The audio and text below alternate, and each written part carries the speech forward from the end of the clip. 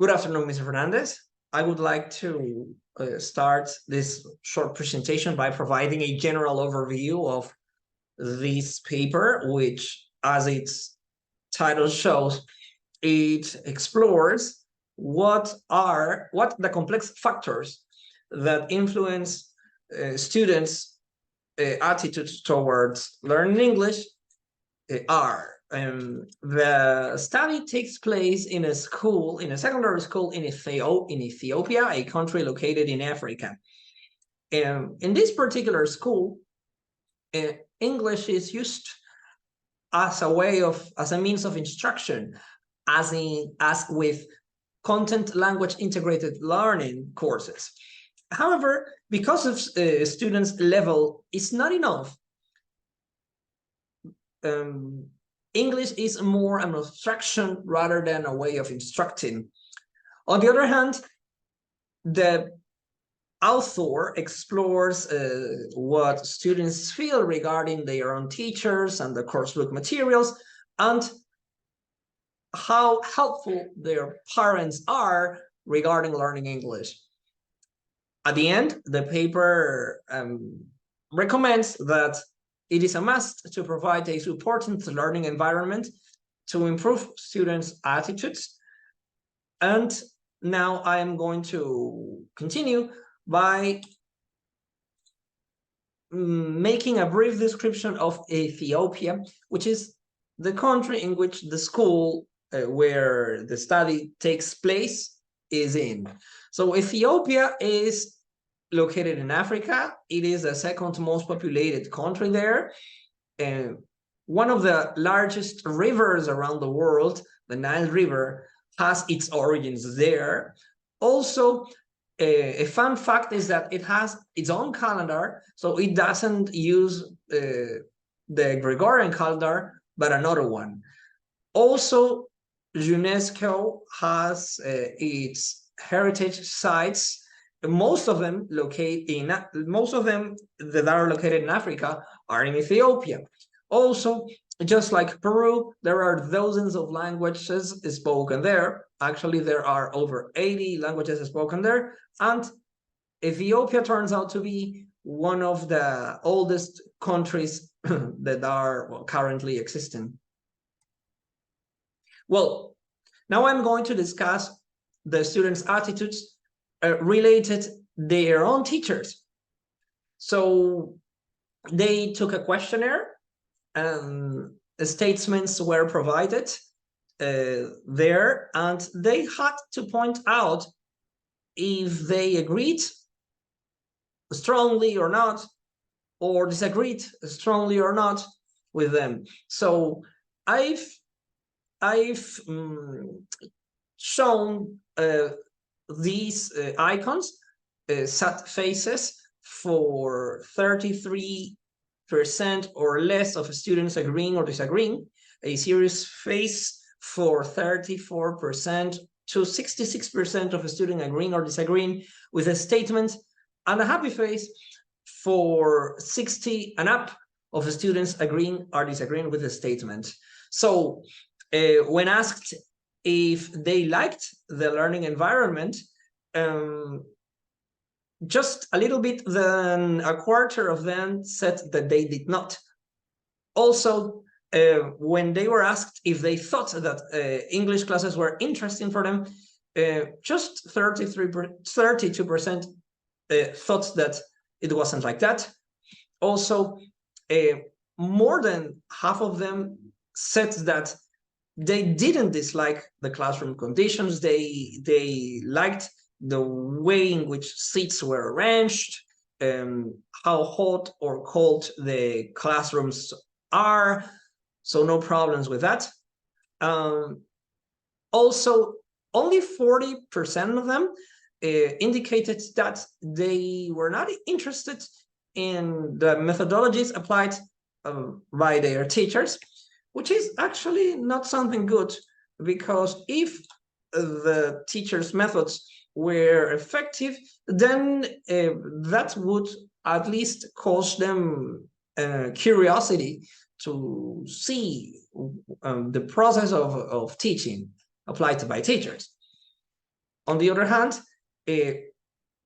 whether asked if they thought their teachers provided clear examples and illustrations to explain the concepts and theory, well, they actually disagreed. Only 27% agreed with the statement, which is consistent with the interest in teachers' methods. Also, only 26% of them said that they were encouraged by their teachers to speak English outside the classroom. Plus, just 30% of them said that teachers' instructions were clear and concise, and only 46% of them said that the teachers' methods were monotonous. So all of this poses a problem because, as the paper highlights, teachers' behaviors, attitudes, methodologies affect students' learning process a lot. So that is why it is suggested to work on teachers' behavior, how open they show themselves to students, that if they are introverted, well, then they would work on that in order to be more open and social with the students. Also, they should be trained in order to show a variety of methodology teachings. And plus, there should be an openness to try to get to know what students' interests and needs are. That way, the students would have a better perception towards their own teachers. Now, a similar questionnaire was provided to grade 10 students regarding the teaching materials they have. The level grade 10 in the school is like the 4th grade of secondary here in Peru. They were asked to indicate what they thought regarding the course book materials they had. So again, for most of them, the reading texts were interesting. For less than half of them, they indicated that the textbooks were not as clear as they had to be. Also, for less than the half of them, the textbook didn't have a large range of pictures, which is important because it helps understanding, and pictures can also be used as a strategy to predict ideas before reading. And in general, the words themselves, for more than the half of students, were clear enough for them to understand. It's just that the content may not be so easy, the topic, I'm sorry, may not be so easy for them to really generate understanding. Finally, the section I've studied also shows what parents feel and think regarding their own children's learning of English.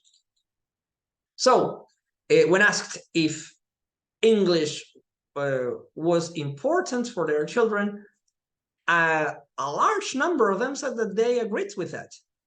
Also, when students were asked if their parents were good English speakers, less than 50% of them said that they were. Also, consistent with the first aspect, 75% of students indicated that their parents encouraged them to study English. Again,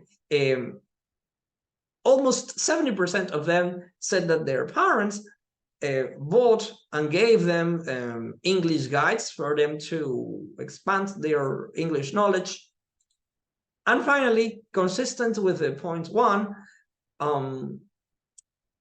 80% of their parents disagreed with the idea that English is not important. So that consists with the idea 1 again, right? So overall, we see that for parents, the fact that children learn English is quite important, even though they do not speak it or master it very well. So I would like to finish this presentation by highlighting this quote, which was specifically pointed to teachers, indicating that they should modify, improve, work on their behaviors, personalities, and ways of considering a student's interests, and that would improve students' attitudes toward learning into more positive ones. So both parents and teachers and educational policymakers may all come to the conclusion that if we don't care sincerely about students' interests and needs, well, they are not going to succeed in learning. That is why, as a teacher, I have to keep researching on what my students want to learn and need to learn or are interested in. And I could do that from the very first day of class by perhaps conducting a questionnaire and then collecting their answers. And I could use that data in order to tailor the classes I teach. Thank you, Mr. Fernandez. This is my video presentation.